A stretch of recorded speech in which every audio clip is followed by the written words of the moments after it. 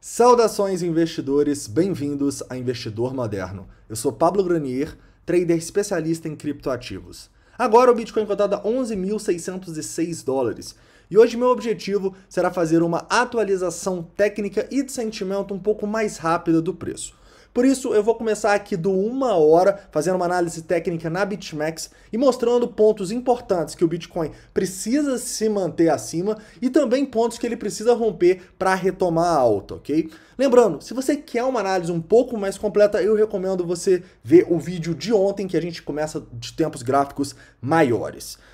Além disso, numa análise de sentimento hoje, eu quero abordar o Tensor Charts avançado e vários indicadores interessantes que a gente tem nele aqui hoje. E também eu quero falar um pouco no TRDR sobre como você não deve vender no fundo, né? Vou te mostrar um indicador muito bom que identifica pontos onde você não pode pensar em vender, né? Ontem a gente falou como não comprar no topo. Hoje a gente vai falar um pouco sobre como não vender no fundo. Então, antes de começar, não esquece de deixar o like, se inscrever caso não seja inscrito e deixar todas as dúvidas, críticas, sugestões nos comentários. Investidores, relembro vocês que o Bitcoin, mesmo com essa queda que a gente está, nós continuamos numa tendência de alta aqui no 4 horas. E essa correção forte aqui no 1 hora está servindo realmente para ir lá buscar as zonas de suporte que a gente tanto falou ontem. 11.450, 11.330 que bateu certinho. Então, essa zona continua sendo uma zona de suporte muito importante, agora até mais, né? Já que a gente se provou aqui com o preço indo lá e já voltando rapidamente. Então, sem dúvidas, para mim, essa região aqui, dos 11.330 e sim, até essa região aqui dos 10.950 é uma região de suporte muito interessante no preço. Eu vi oportunidades para entrar nessa região aqui entre 0,5 e 0,68 de Fibonacci, acho que foram boas entradas. Porém, depois de um movimento tão forte, a gente tem que se perguntar se o preço ele vai fazer uma onda de impulsão aqui para cima ou se ele vai estar apenas corrigindo para fazer mais uma onda de impulsão para baixo, né? Essa é a grande dúvida no momento. Então, o que eu ficaria de olho aqui? Primeiro, nessa região dos 11.330. Se perder os 11.330, para mim é um sinal de fraqueza, mas eu realmente não pensaria em vender um rompimento desses 11.330. E por quê? Porque a gente estaria vendendo bem próximo aqui do ponto de controle, vocês estão vendo? Então, na minha opinião, a gente teve sim uma compra interessante aqui, mas nesse momento, a gente pensar em comprar também já ficou arriscado. E por quê? Se a gente traçar o nosso Fibonacci aqui, desse topo até esse fundo, vocês vão ver que a gente está justamente bem próximo ali da região de 0,5 de Fibonacci e de 0,618. Então, qual que é a sacada aqui? A sacada é que, para eu acreditar que isso aqui vai ser uma onda para cima, eu quero ver o preço ultrapassando essa região de 0,618. Só porque é 0,618? Não. Porque também é uma região muito importante aqui no Fibonacci. Então lembrem-se, confluência de vários indicadores que mostram resistência e suporte. Então, se o preço conseguir ultrapassar e se manter acima dessa região dos 11.700 e pouco, para mim é um ótimo sinal. É um sinal que a nossa maior probabilidade é o preço conseguir completar essa onda a favor da alta. Em compensação, se o preço ele vir aqui e perder esses 11.330, para mim é um sinal de perigo, tá? É um sinal que o mercado pode fazer novas mínimas, apesar de que, como eu disse para vocês, eu vi a oportunidade ontem de short abaixo dos 11.700, mas abaixo dos 11.330, para mim não rola. Por quê? Porque a gente estaria tentando shortar justamente num suporte muito grande, tá bom? Então, eu acredito que a sua decisão agora, nesse momento, deve ser ou vender, acreditando que a gente vai ter essa onda 3 agora, ou você aguardar o preço se definir aqui, olha só, para comprar numa confluência de uma tendência de alta, tá? Essa é a decisão aí que eu vejo nas próximas horas que vocês precisam tomar e que eu vou passar aqui as minhas perspectivas para vocês tomarem a decisão, correto? Vamos lá. Se eu abaixar um pouco mais o tempo gráfico e sair um pouco dessa visão mais semanal, né? Eu posso pegar aqui e ver que no 15 minutos a gente já está numa tendência de baixa, né? E justamente essa região aqui dos 11.710 é uma região muito importante para a gente ultrapassar. Por quê? Porque ultrapassando a gente estaria acima do ponto de controle, acima das médias e acima da nuvem de Ichimoku. Dessa maneira a gente entraria num long em confluência com todos os tempos gráficos apontando para cima, ok? Mas nesse momento, no 15 minutos, a gente tá numa tendência de baixa, ok?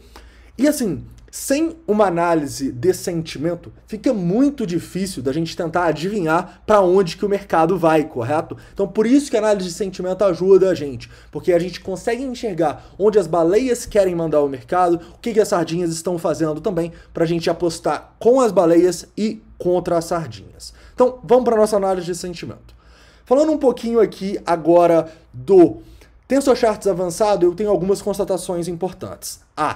O VWAP está bem aqui nessa região dos 11.700. Então, um rompimento dos 11.700, para mim, teria sim uma confluência muito grande de força do preço para fazer o Bitcoin continuar subindo, tá? Mas não acho que vai ser fácil a gente romper.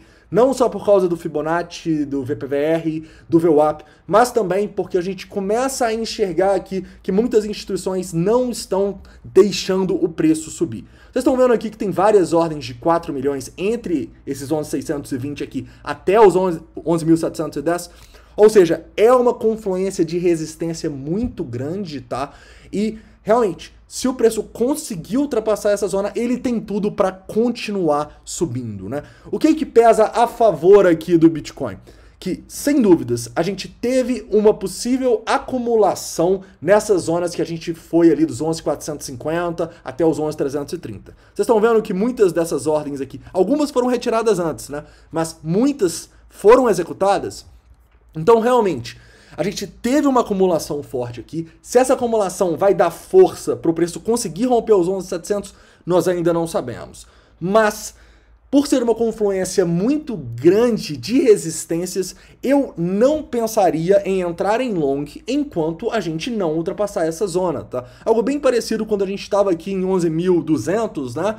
11.250 e queria ultrapassar os 11.330 para ter uma confluência dos tempos gráficos e começar uma nova onda de alta, tá bom? Então, nesse momento, eu ficaria de olho sim nesse rompimento para pensar em long. Enquanto não romper, eu não pensaria, correto? Eu sim acredito que dá pra gente pensar em vender nessa altinha aqui antes dos 11.700 pra gente pegar uma onda para baixo, né? E como que eu faço essa venda, né? Quando que eu vou vender? Só porque tá em 11.600? Só porque tá num ponto de Fibonacci? Não. O que tipicamente eu quero ver?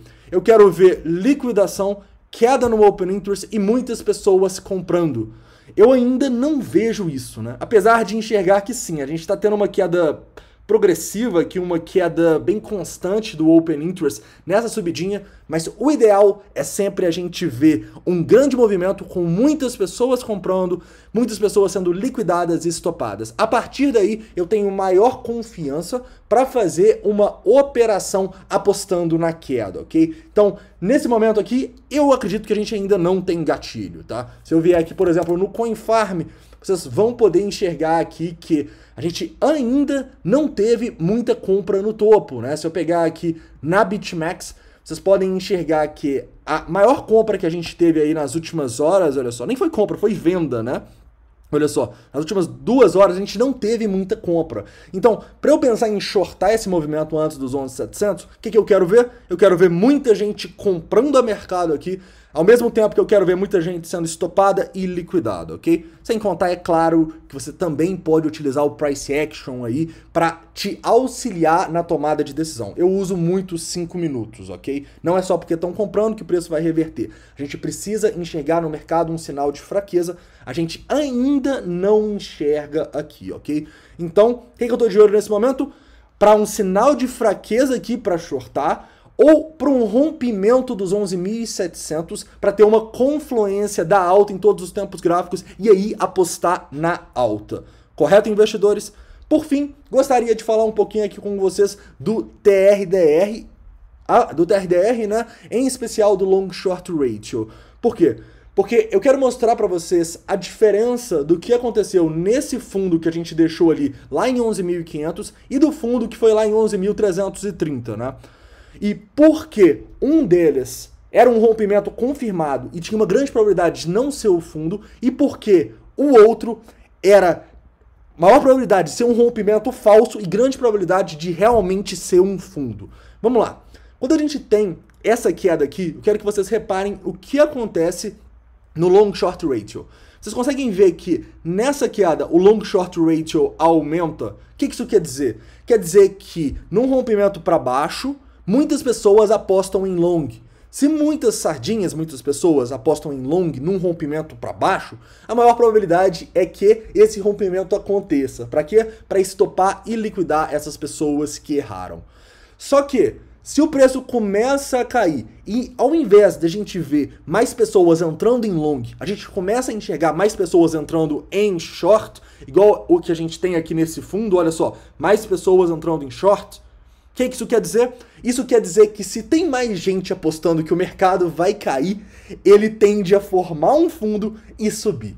Ou seja, você nunca pode ser uma dessas pessoas que está apostando com a manada. Não, você quer identificar o que a manada está fazendo e fazer o contrário. Porque é isso que as instituições fazem e é assim que as instituições ganham dinheiro, correto? Vocês conseguem ver a diferença desse fundo com muita gente apostando em long e desse fundo com muita gente apostando em short? Então, esse é um indicador muito bom, né, que em confluência aqui com as liquidações te dá uma boa noção de onde estão os fundos e os topos. Correto, investidores?